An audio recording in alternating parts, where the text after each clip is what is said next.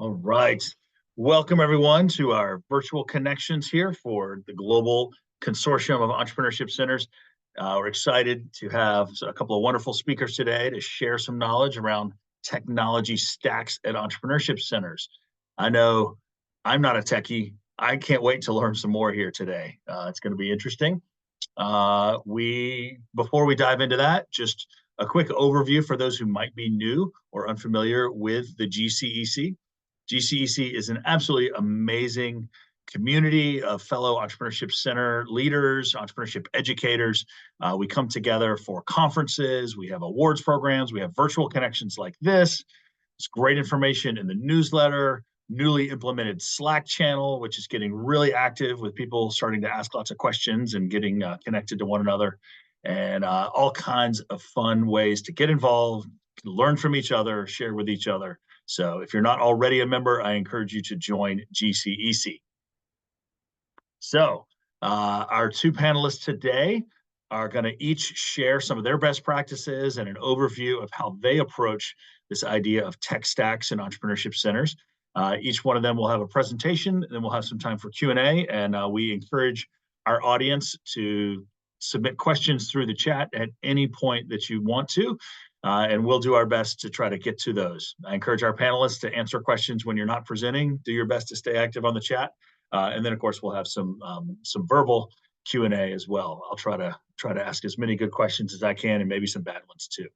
All right, so with that, I am going to take down my slides, and we'll turn things over to Josh Sahib from Auburn University. And if I'm not mistaken, Josh is sporting the colors in our spirit of March Madness here. So over to you, Josh. All right, thanks so much, Jeff. Really appreciate it. Yeah, definitely my bracket kind of got a little bit busted yesterday, but hopefully my home team will still get a win today. I thank you all for your time. Today I'm going to kind of briefly talk about some tech tools that you can use for different functions within your respective centers. My time is limited, so I typically do like to do a lot of live demos, but instead I'm going to just kind of show some screenshots of the tools, discuss some of my experiences and some of my opinions about these various tools because of that limited time.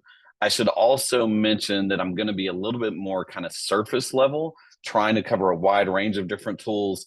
And then whenever we turn it over to Matt, he's going to be able to do a deeper dive into Airtable, which is perhaps one of my favorite tools of all. So just a little bit about me. So I started out as a serial entrepreneur, started several different businesses, including an AI startup. Along the way, I served as a program manager and then assistant director for The Edge, which was an incubator and accelerator. And during my tenure there, I helped the center transition into a new facility, 26,000 square feet, and I had to implement some new tools along the way. And we had roughly 30 startups operating out of that facility. One of the big tools that we implemented was Airtable, and it really served a lot of our needs. So I'm glad that we're going to hear more about that. And then a few years ago, I became director of the Louder Center. And in this role, I don't have a building, I don't have a team, so I've got to be nimble and kind of try to run everything solo. And so I'm using a wide variety of tools in my center's operations. Right. So I'm going to try to talk about some various different areas today. So project management, team communication, design and video, and some other tools and utilities that I think can be useful. And just from this image here, you can see there's just so many tools out there, right? All these tiny little logos that you see, and this is just specific to marketing. So there's so many things, and I'm just going to kind of scratch the surface on a few of them here. So to first talk about kind of some project management tools, there's a few listed here. I've got experience with these. Trello, I like that it has a very functional free tier. I also like that it's super lightweight. It has more of a Kanban style approach that you can see in this graphic here, where you can just simply drag tasks over as they're working through your workflow. I also like that it has different tags and categorizations that you can add onto your tickets. You can assign things to teammates, all while within the free tier. So I find that works well. Asana is a little bit more powerful than Trello. I like some of their expanded functionality, including some different views and including kind of more of almost like a Gantt chart type view. And so that may be useful to some of you. It also does have an educational discount. So if you find that something like Trello is not really going to fit your needs, that may be a better tool for you to consider. I like both of them really well. But I'm just starting to Josh, experiment with them. I'm sorry to interrupt you. Your screen is not on the presentation mode, so the slides aren't as big as they could be. I'm not sure if you want to grow them so we maybe see it a little bit better. Yeah, I was. You may have been Let's headed that see. way intentionally. You do it however you want. I just wasn't sure if you knew. Sorry to interrupt. Yeah, yeah, no worries. I had a timer because I know I'm tight on time, so I'll try to make this. Is that bigger? Can y'all see that Yeah, now? that looks That's better. better. Okay, cool. And I've still got my timer, so win-win. Okay, great. So the newest tool that I'm experimenting with is called Cascade, and it's more AI focused, right? So I try to be an early adopter of AI. And so typically your workflow, whether you're using Trello or Asana, is you're having to go into Chat GPT, ask it a question. Hey, if I'm trying to create a marketing plan, what would that look like? And then you're having to copy those things back into those project management tools. All of that is kind of integrated directly into Cascade. So I think that's something that's really useful. It is a newer tool, but the pricing is still very affordable. So I think that's something that can work well. The other thing that I wanted to kind of talk about is team communication. So personally, I'm a big fan of Slack. That's what we used in all of our startups. It just felt more fun, felt easy, lightweight, was a great tool. And it cut down on email. If you're trying to be efficient, if you're trying to be nimble, you don't want to have a ton of emails going back and forth. And so I found that was a really good tool. The one drawback that I ran into, especially for startups or centers that may be lesser funded, is it can get pricey depending on the number of users you're going to have in your Slack. And we did run into some of those limitations even in our startups where we were on the free tier, but then we would hit up some of those limitations. And so Teams, perhaps your university already has a subscription to it. We find that works okay, maybe not quite as fun as Slack. But something that I've found good use out of is actually Discord. And it's similar to these other two tools, but it has, I feel like, maybe a little bit more robust of a free tier. It's got some good functionality. And some particular ways that I've used it is for events. Like I run an innovation weekend, like a startup weekend, and I'll set up a Discord space for that weekend. And within that, whenever food arrives, whenever we've got a workshop starting or something like that, we can send an announcement to all of the folks there and they'll get a notification on their phone. Hey, breakfast is here, whatever the case. Also within there, we can set up private channels for each of the teams at that weekend. And so they have kind of their internal communication channel within Discord that I think has worked well for them. So these are some good communication tools that we've used kind of internally. Now I want to kind of transition and talk a little bit about some different design tools. And, of course, you can go very deep with something like the Adobe Creative Suite, and there's a lot of great tools there. But if you're trying to be fast and nimble and you don't have as many resources, I feel like you can get a lot done with these two tools. So Canva, I really like that it's got a huge range of templates, a huge range of assets. It does have a free tier that's pretty functional.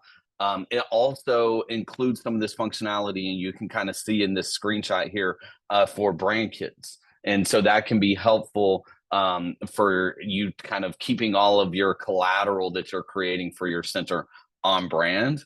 One of the drawbacks for this is a lot of their templates, a lot of their assets are going to require you to move up to the paid tier. And so that's something that I've recently had to take the leap of. In terms of pricing, I believe it's about $120 per year to move up to the paid tier per user.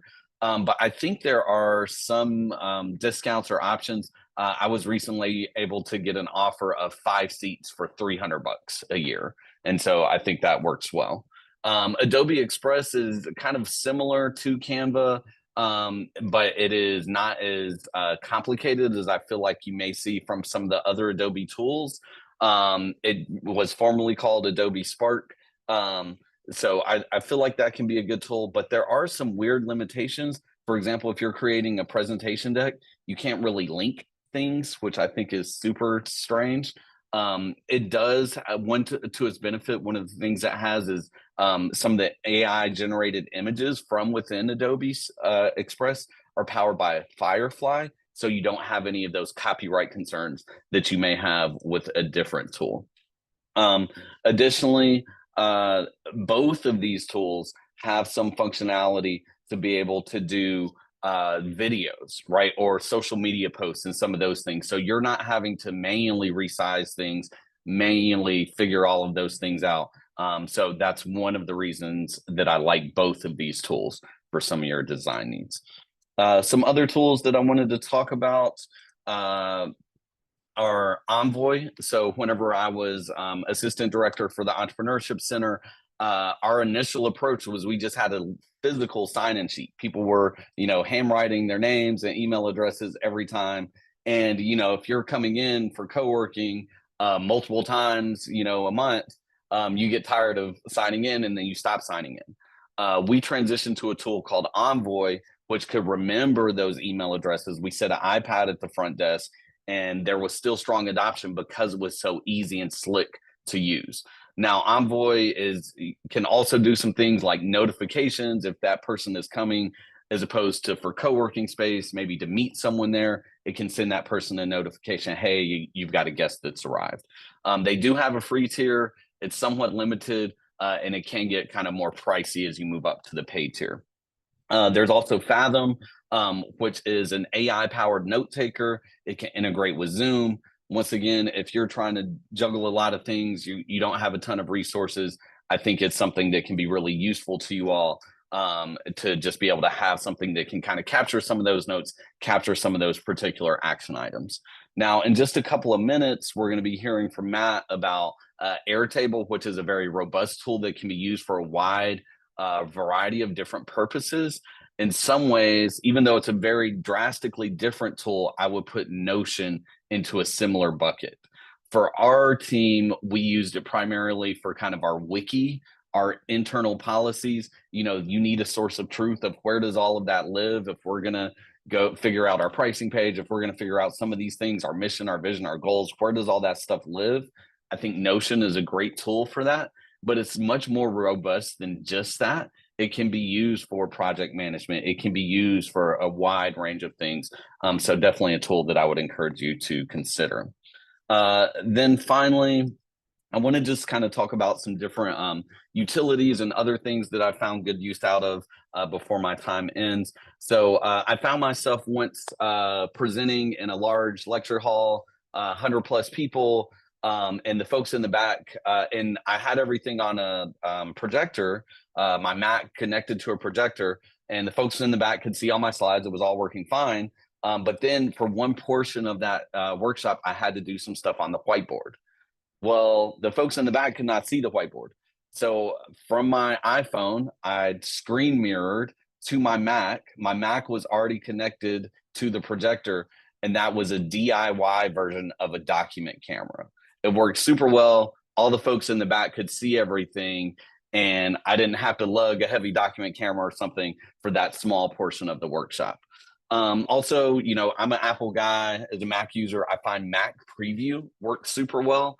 And so it's super lightweight. So there's some basic things that you might need to do. Maybe you need to resize the image. Maybe you need to do a little bit of markup, like you can see with this green circle here, right? Opening up Photoshop is just slower, and I don't feel like the best tool for some of those lightweight things. So I would encourage, if you are a Mac user, to see what Preview can do for you. I find it saves me a lot of time for some of those basic tasks, including even signing documents. The last thing that I'll mention here, because I think my time is coming up, is Bitly.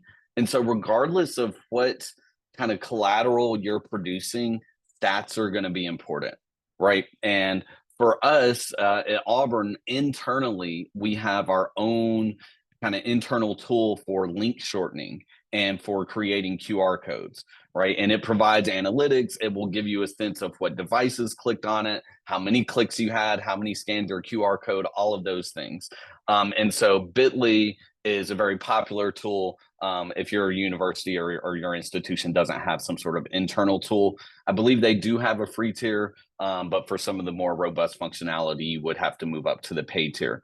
One other thing I would encourage you to consider here is a dynamic QR code. And so, for example, we run an annual event, and instead of having to print out a vinyl banner each year with a new QR code, we print out one QR code, and then on the back end, I can change to point from last year's event page to this year's event page. And the same QR code works. And so I can use that same vinyl banner without having to reprint it each year. So those are some of the things that we've used that I found good value out of. If you would like access to these slides, you can see the Auburn generated QR code with our mascot here in the center, and the name Avi and the URL. But you're welcome to download these slides. You're welcome to use any of these tools. I've found some good value out of them. And of course, feel free to connect with me on LinkedIn or reach out via email if there's anything else I can do for y'all. I hope that was helpful. Y'all, I want to make sure we give plenty of time to Matt because Airtable is like the best thing ever. So just thanks so much, and happy to answer any questions.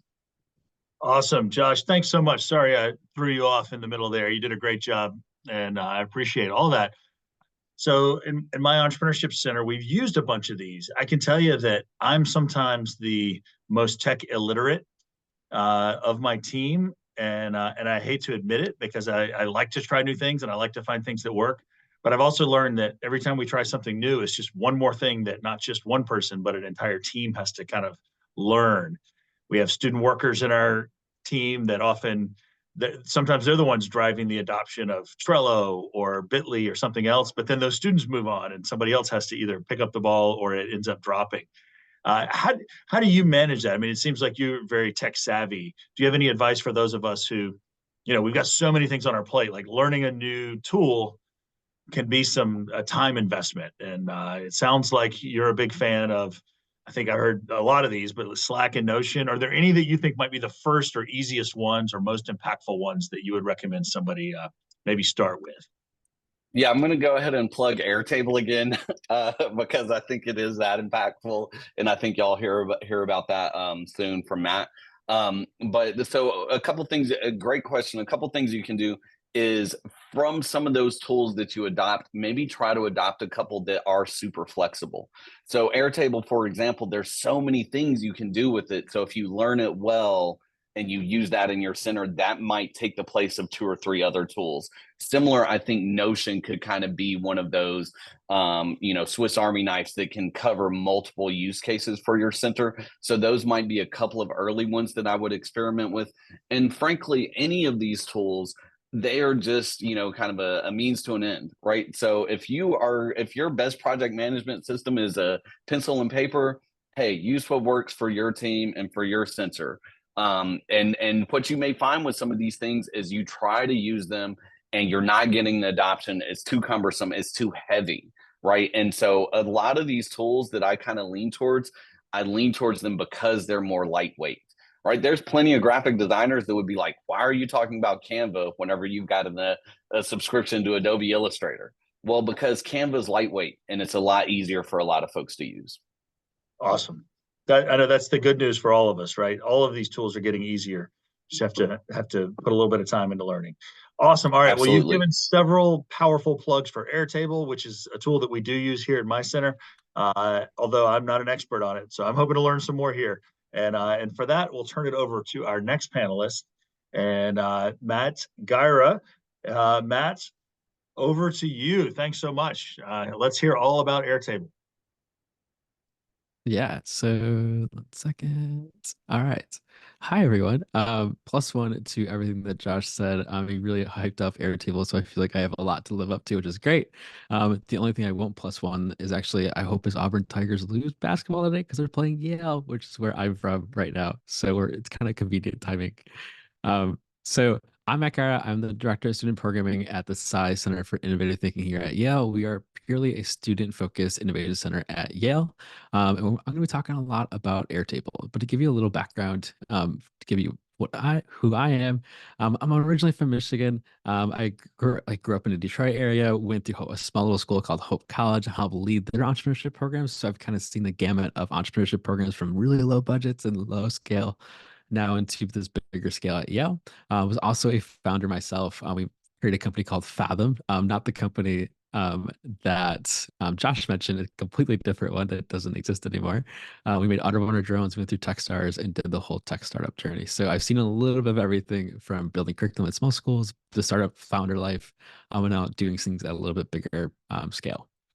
Now, for Airtable, if you don't know Airtable, Airtable is a tool, as Josh mentioned, that's super flexible. You can think about it as it's kind of like using Google Sheets, except you wouldn't build a financial model in Airtable. You would build things that are very data driven. It's a database tool. So there's some differences with that, meaning that the columns, so the vertical columns are actually all connected horizontally, right? If you're using Google Sheets or a Microsoft Excel, they each cell is independent. In Airtable and actually Notion, they're both very similar structures.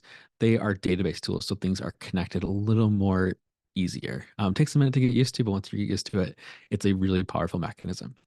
Now, as Josh mentioned as well, right? So Airtable is super flexible. You can build a lot of different things with it, and I'm going to show you a few different ways to go about that. But why we use Airtable here at Yale is it creates a better experience for all the different stakeholders. For our team, we save a ton of time, our mentors, our students, we can really make the experience better.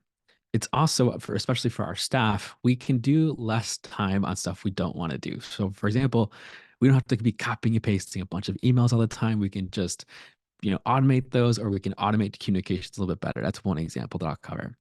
And then also, as kind of like as you probably have gone through in your own centers, right? There's a million different tools out there, but these tools, right? They're becoming like, oh, it's another tool to learn, it's another tool to pay for. The nice thing about Airtable is it can act as a hub for all of those different tools and actually eliminate some of those tools. It's not going to eliminate all your tools. It's not this like magical outdo everything tool. In some ways it is, but it's not going to be covering like your Slack, your email, things like that.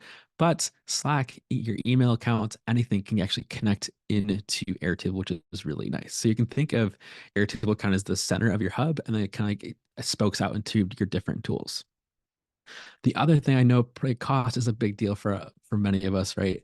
So the nice thing about Airtable is it ranges from $24 a month or even free. What I'm going to cover would require the paid plan for automations and things like that. Or if you really want to go deep dive on stuff, it would be the enterprise plan, which is about 450 depending on the amount of users dependently. So it's really depend. You can really take way different approaches with it, but still get the same results, just depending on a few different features and things like that. Okay, so I'm going to cover three different examples. One is an application process. I'll spend most of my time there, and then a program calendar, and then data collection, and how all these things actually kind of work together.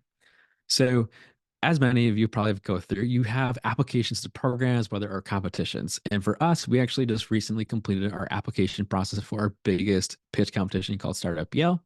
And we actually managed the entire thing through Airtable. Now, for this, we had about 109 applications this year, and it had to be kicked out to over 63 reviewers. And all of we have about 6 different centers that work through it as well. So there's a lot of different stakeholders involved in this. And the way it works is you can see here. So we use a tool called Tally, which is if you like Qualtrics, but not all the structure behind Qualtrics, like Qualtrics isn't necessarily the most best user experience all the time. Tally's got some of that. You can think of it as like a web page version of Forms. It's really customizable. And the nice thing about Tally is that one, you can use it for free. And also it connects to pretty much any tool you want to do. So for example, you can keep the data in Tally, or you can send it to Notion, or you can send it to Airtable.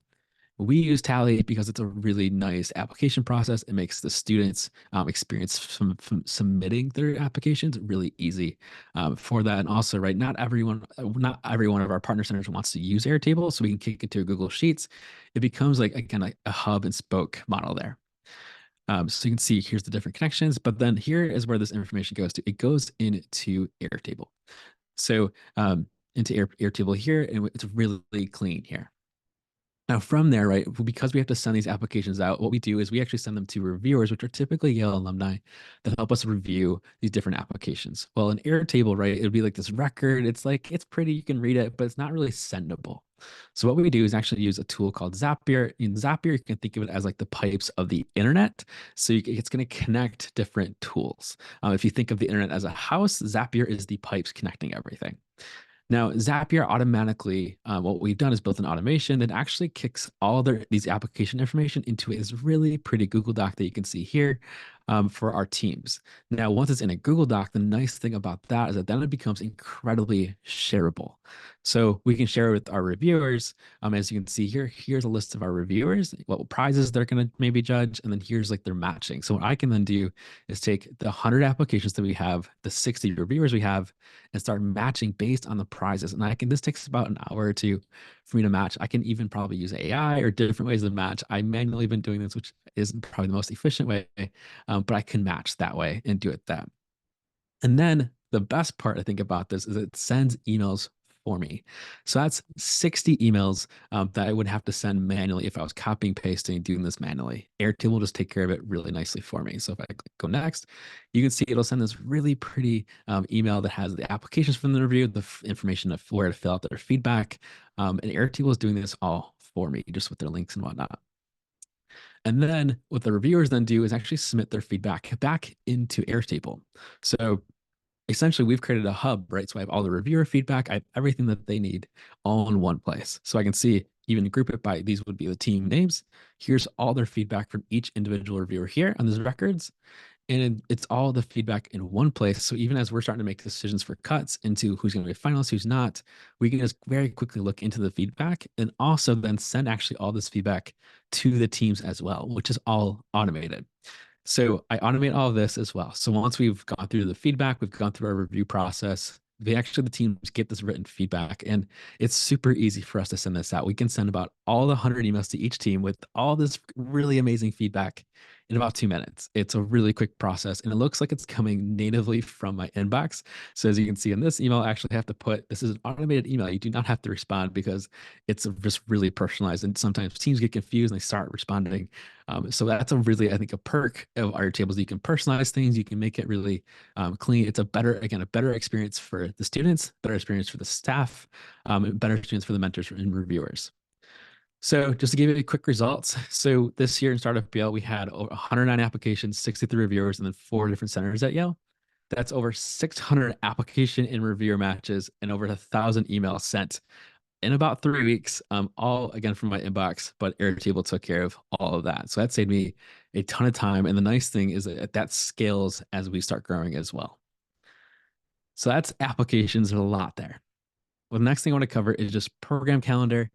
So we are a team of 16 full-time team members. There's a lot of moving pieces, a lot of different programs. We've managed over 100 events every single year.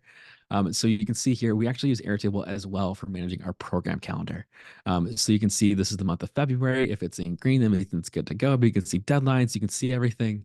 But the other thing it does is it manages our workflows as a team as well. So this would work with student workers as well. So you can see there's edit events, there's ops review, comms review. So our different steps of the review process to get events fully buttoned up, fully organized, all happens here in Airtable. One of those ways that actually is super helpful to really kind of put this in more context is all of our communication for our programs essentially has gone into Airtable as well. So it's not just in Slack or email or in person, everything is in one place. So it's just great for just making sure we're all on the same page, but also it's really helpful, right? If maybe next year we're looking at like, what did we do for this event? We can just go right back to it and see what happened. What did we do? We can see all the data there. So you can see the comments feature here in Airtable is really powerful. We will comment. You can send notifications to people right in here, and it creates a record of everything that's happening. And again, creates one place for all the communication. And this works for applications as well. So we actually do this with our rolling funding applications. We have a rolling funds. We have about 200 applications each year, and they really save time because it's about 15, 20 applications each week to review. We actually have our student coordinators, they actually go through and they review, they give feedback, they make decisions and actually communicate asynchronously throughout the week in the comment section for each application. So actually it's really nice if teams are like, why did I not get funded? Or why did I get funded? We actually go right back into Airtable and see everything and how that was happening. The last thing I'll cover is for the data collection piece. So as I mentioned, right, we can look back at different things, how things have happened. One of the beautiful things that Airtable is really investing in, which I think is good, people have different thoughts about it, but I think is the interfaces tool.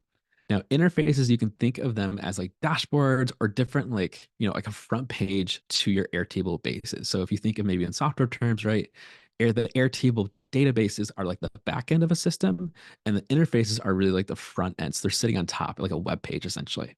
And what we can do with these is create live dashboards of our data going on. So actually we can say, okay, what are our demographics look like? What are funding, like where are we at in the funding process? These are also really powerful because they don't have to be, this is a dashboard, right, of data collection. It makes our annual reviews and annual reports a lot easier to do and maybe get out into different stakeholders that are looking at these things.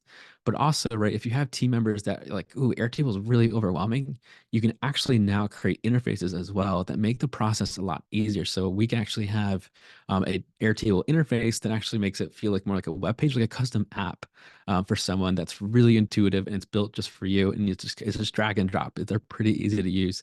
And the beautiful thing is that they're really working on them internally at Airtable. These look incredibly different than they were even a year ago. And I think there's going to be a lot of big changes coming up, especially as Airtable AI shows up on Tuesday for everyone, which is pretty exciting. So that's Airtable. That was a lot. I'm happy to answer any questions. I'm also happy to chat with anyone. There's my LinkedIn. There's my email. I'll be a little bit slow on responding on email and LinkedIn a little bit for the next couple of weeks. As Startup Yale for us, it's happening actually April 4th and 5th, but always happy to chat. Thanks for having me. Awesome. Thanks so much, Matt. That was really impressive. I thought you were going to say you're going to be busy watching March Madness for the next 2 weeks, right? So maybe a little bit of that too, especially if you guys beat Auburn later today. Absolutely. So I love, the question. One question I was going to ask for both of you is something you covered there at the end, which was kind of the metrics and reporting. And I guess I'll ask Matt to go first, but then maybe Josh. Like Josh talked about Bitly as a way to analyze or develop analytics around certain links and how you use those. What are some of the best, a case study or an example of how you've kind of had metrics that you've used out of this, Matt? The charts were pretty cool. Were those some of the ways you report out, or are there some other things that maybe you can do with Airtable or any other tool? Yeah, so we use a lot for the data collection piece and like really seeing how things are going. So one thing that like really like right, so if you're doing DEI efforts and really focus on that, like for us, that's really important. Just being like, okay, maybe there's a group we're not hitting, right? And so with having these dashboards, we actually can see really quickly, like, oh, actually this school isn't represented. Let's go find out why. Let's go do outreach. So we can see really quickly. And also one of the things that we're starting to measure more and more is like, okay, where do students hear about us? So we actually can track that is we ask it in a question on the applications, and actually there's graphs that pop up with that too. So we can see just at a quick glance, like how are things going? And then also our team, right? With our team growing, people can see just really quickly, like, oh, there's actually these applications are in the mix, or like, hey, they're on their pace, on their way. So it helps eliminate some of the communications that are needed to and saves a little bit of time for everyone. That's great.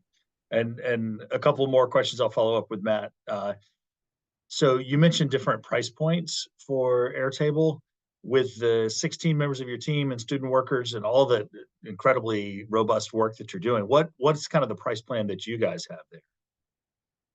Yeah, so we actually were able to convince Yale to get an enterprise plan for Airtable, which is pretty fun. That was not on my docket of things to do, but we did. So I think we spent a little over $5,000 a year for all of it. That's about 50 different seats on that. So that's a big number of seats. We have student workers that are involved in it. And then we also lock it down a little bit because we're actually with the enterprise plan, we were actually able to get the cybersecurity team of Yale and Airtable to work together. So that way we were able to handle a little more sensitive information as well, like speaker forms and things like that.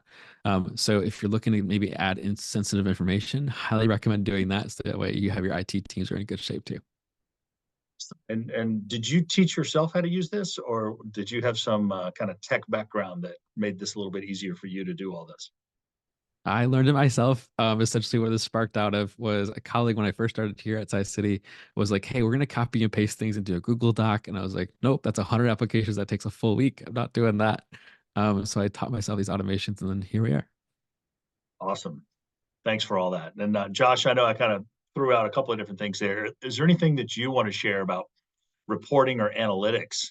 And also, I guess the same question: like, how did you learn this stuff? And what advice do you have for others who might want to try to adopt one of these in terms of that learning curve?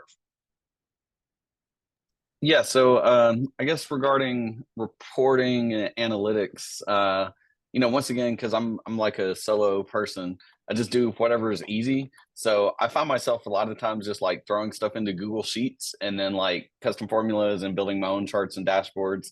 I haven't gotten quite as deep with like interfaces and some of that. It looks amazing, so that'll probably be a phase two.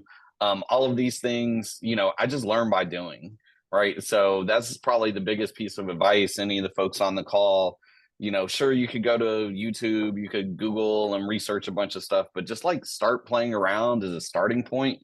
Find whenever you hit a brick wall and then research and see how you can solve that particular issue. I feel like is a better approach.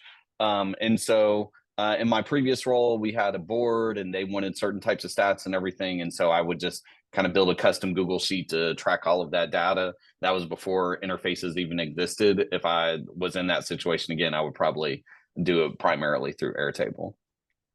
That's great. So there's a question in the chat about CRM.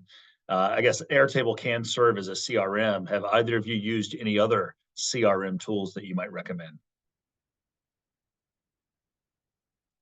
And either one of you can jump in. Uh, so we haven't as of yet. I'm working on this new like startup studio initiative where we'll be taking on clients and building deliverables and all of this. And one of the tools we're looking at is kind of more like agency focused. So for email, it's going to be Campaign Monitor, and I think it has some CRM functionality. And it's more geared towards like agencies, and we'll roll up some data that I think will be useful there. But I'm still trying to figure out what's going to be the best CRM broadly. I think one tool, I think it was called like Odoo or something like that. It looks kind of clunky, but it's like super robust in terms of all the different functionality. I think another tool that's similar is called Zoho, but I think that's even more clunky. Yeah, we're using so yeah, so we're mostly using Airtable as our CRM. We're actually the nice thing we did actually this year. I didn't show this, but we actually created like a student database essentially that students sign up for. And actually when they're applying to things, they actually pick themselves, so they don't have to submit all their information all the time. They just have to pick their name, which is really nice. So that actually really helps.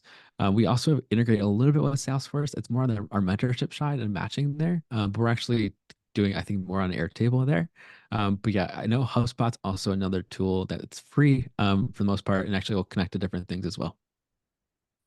Great. I know, of course, you guys did mention how, at least some cases where you interact with your university's IT department or licenses that the institution might have.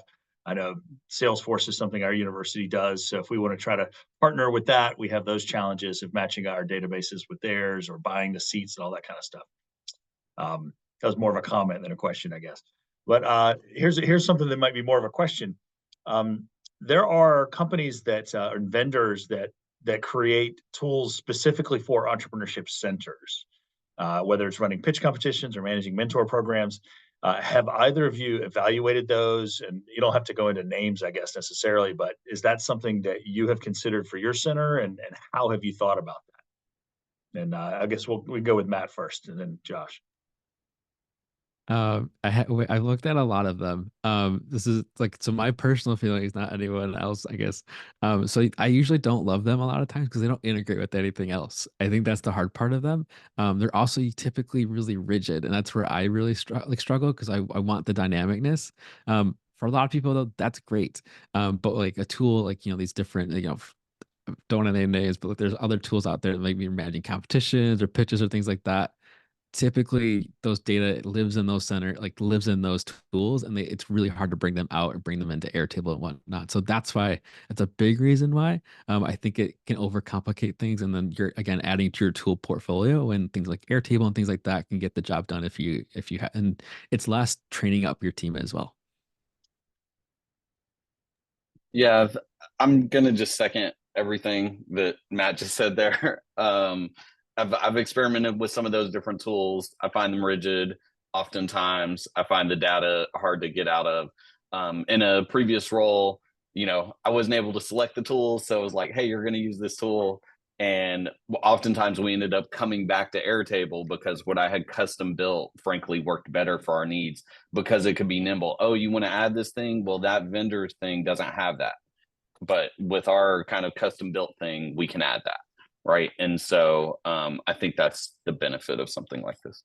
That's great. Great feedback. We used a tool, one that I don't think it is around anymore. That's maybe one of the challenges. But one of the things we ran into is the more of our mentors and entrepreneurs and residents, and the more people we had to get logging into a new tool, a new platform, a new whatever it is that required a username and logged in, it just made the user adoption rate drop dramatically. So to the extent we can keep it all simple, it certainly has a lot of benefits.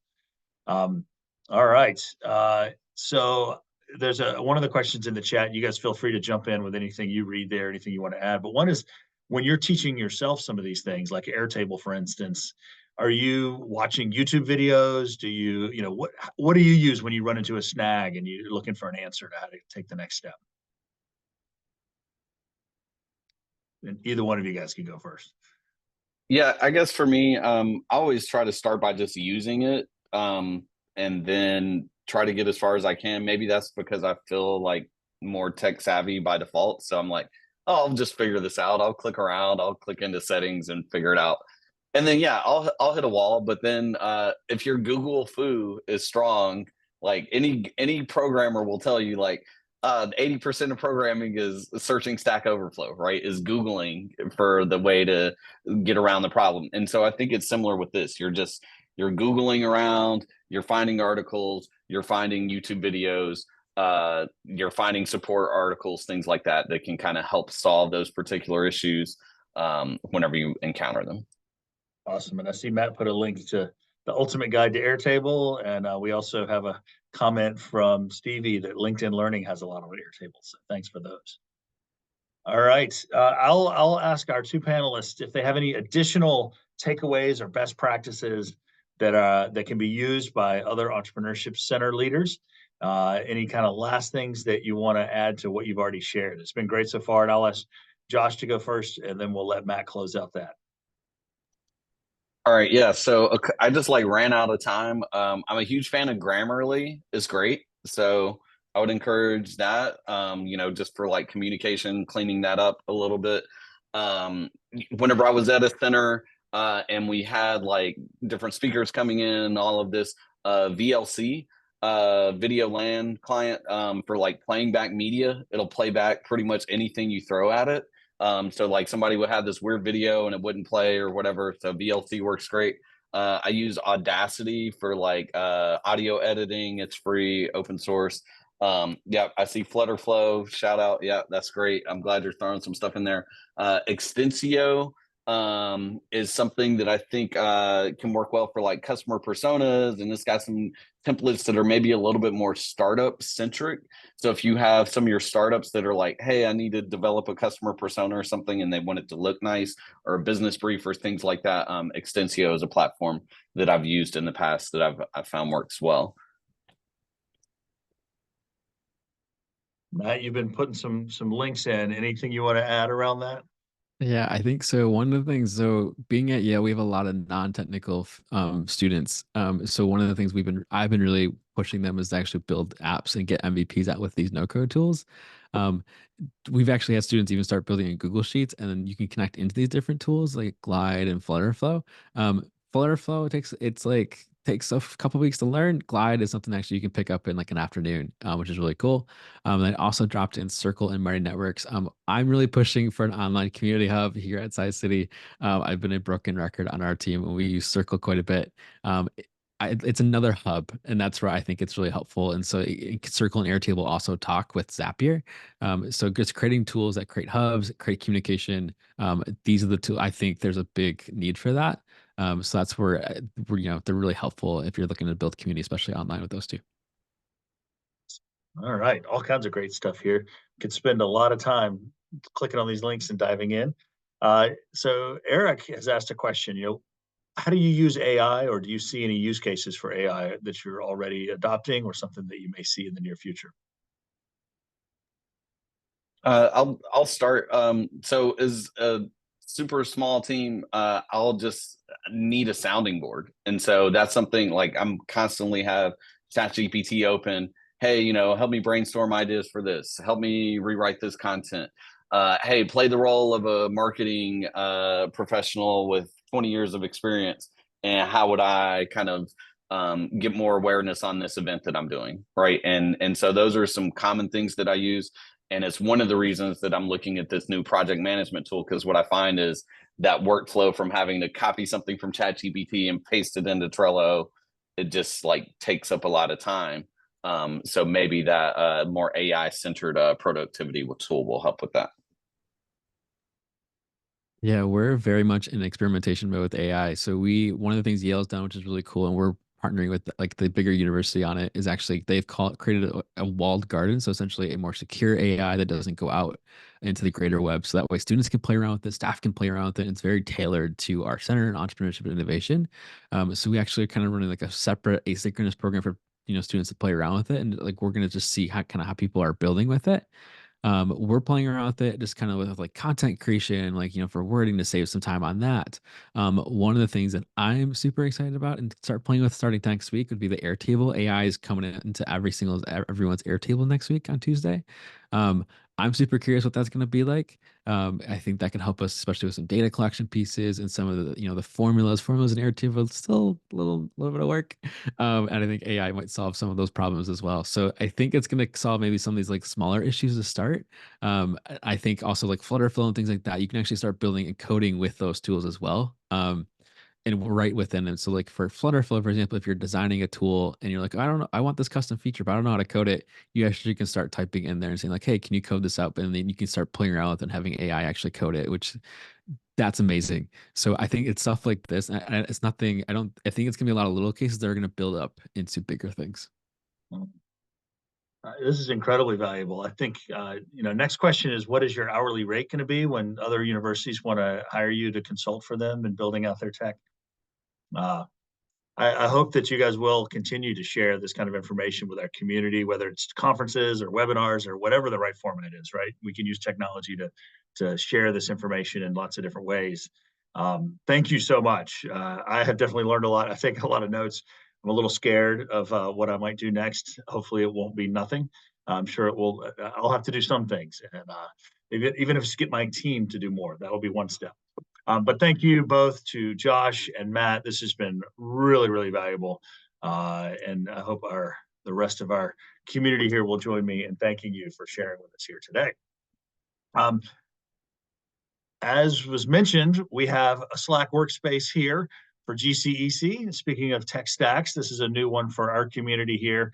If you're not already a member of the Slack channel, then check in with our wonderful leader, Holly Diarman, and she is sending out invitations to all of our paid members. This is one of the benefits of being a paid member of GCEC.